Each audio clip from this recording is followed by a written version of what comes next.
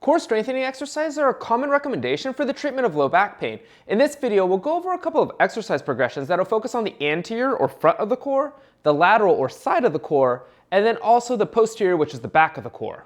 The anterior core muscles are the ones on the front side of the torso, and the most popular anterior core exercise is the plank. And this is primarily going to work the abdominal muscles as well as controlling extension in the lower back. The first progression is to do a plank on the knees. We want our elbows underneath our shoulders and then lift the hips up so that our torso is about parallel with the ground. And then we want to hold this position for somewhere around 30 to 60 seconds, although the exact time that we hold it really depends on a lot of different factors. So if we can only go for 10 seconds, that's totally fine.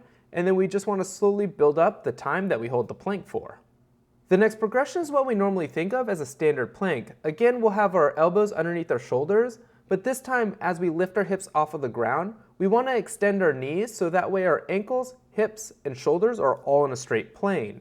When we're performing these, we want to make sure that we're contracting both our glutes as well as our abs, so that way we're getting the most muscle engagement while holding this position. It also helps to make sure that the low back doesn't extend, and this is particularly important if you have pain with extension. So if you have pain with the plank, make sure you're squeezing your glutes and your abs. The final progression is called a buttress plank, and now we're adding a little bit of rotation into that plank position. And so it's very similar to the plank, although our feet are going to be a little bit wider typically, as that'll help with the balance. The closer our feet are, the more challenging this exercise will be. And then we're also going to be on our hands instead of our elbows. As we lift one of our hands off of the ground, we want to try to keep the pelvis as level as possible to avoid any rotation, so we're really working on those core muscles to hold that position. Dead bugs are another exercise that focus on the anterior core muscles. They're a little bit more challenging than the plank because they're going to integrate movement of the arms as well as the legs. For the dead bug, we'll start by lying on our back with our hips flexed to 90 degrees and our arms pointed up towards the ceiling. The way to think about the dead bug is that we want to keep everything still except for the joint that's moving. So here we're flexing the arm up overhead, touching the thumb to the ground, while keeping everything still. The tendency is that as we flex the arm up overhead, we'll want to extend and lift our low back off of the ground, but we want to keep it in contact as we move through this position. And then we can increase the challenge by moving the legs instead of the arms. So the initial starting position is exactly the same, but now we're going to extend the hip and the knee as we lower it down towards the ground, and then back up to that original starting position. This is much more challenging, and it's much more common to see that low back start to extend or lift up off of the ground.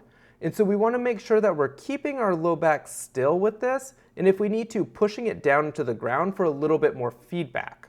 And then finally we can put everything together, flexing the arm up overhead while extending the opposite leg down towards the ground. Again, we want to make sure that we're keeping everything still, except for the arm and the leg that are supposed to be moving during this exercise. The lateral core muscles are the muscles on the side of the torso, and the most popular exercise here is the side plank, which is going to work both the obliques and control for side-to-side movements. The first progression is to do the side plank on the knees, so we want to have our elbow underneath our shoulder, our knees stacked, and then lift the hips up so that our belly button and our nose are in a straight line. Oftentimes we don't lift the hips up high enough, so we want to make sure that we're getting the hips up off the ground to really engage those core muscles on the side of the torso. And then we can increase the lever by performing the side plank on our feet, which is going to increase the challenge of the exercise. We can either have our feet separated like this to help with a little bit of balance, or have our feet stacked, whichever one feels more comfortable. Remember that we want to lift the hips high off of the ground, so that way we're getting those muscles on the side of the core to engage when we perform the side plank and not let ourselves sag down towards the ground. And then finally we can incorporate a little bit of movement with this side lying hip raise. It's actually a modification of the side plank on our knees, which is this starting position here. But now as we lift up, we're going to lift our top leg up as well to get a little bit more glute activity as well as the core.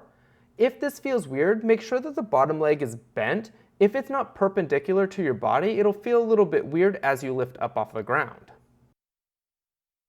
And then finally, posterior core muscles, which are the muscles on the back, so we can think of both the glutes as well as the back extensor muscles.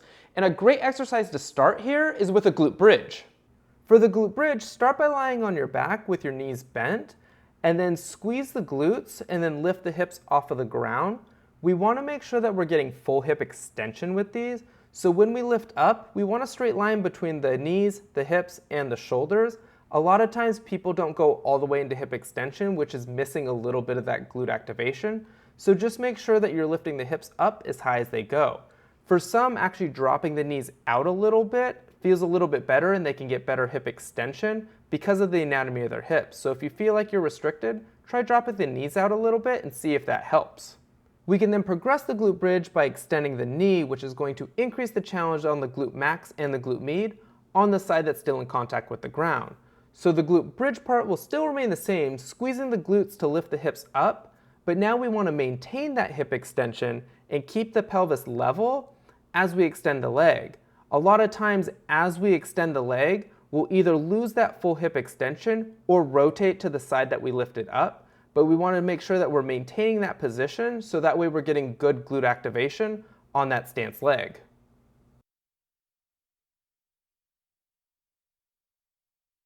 And then finally we can progress to a single leg bridge, which is just going to isolate one side. We can either hold our knee or back behind the thigh as I'm doing here, whichever one is more comfortable. And then again, squeezing the glutes, lifting the hips up as high as we can go, trying to make sure that we're minimizing how much rotation we have in our pelvis and that we're keeping it level as we lift the hips off of the ground.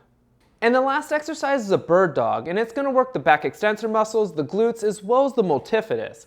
And this is a progression because again, we're going to start integrating movement at the arms and the legs while trying to keep the torso relatively still. The way to think about the bird dog is it's essentially the dead bug just flipped over, and so that way we're going to be working the muscles on the back a little bit more. So initially we're going to be starting in a quadruped position with the knees underneath the hips and the hands underneath the shoulders, and then slowly lifting the arm up as high as we can go and then alternating sides. Again, trying to keep the torso still and only moving the arms when performing the exercise. And then we can switch the movement by extending the hip, which is going to work the glutes as well as the back extensor muscles.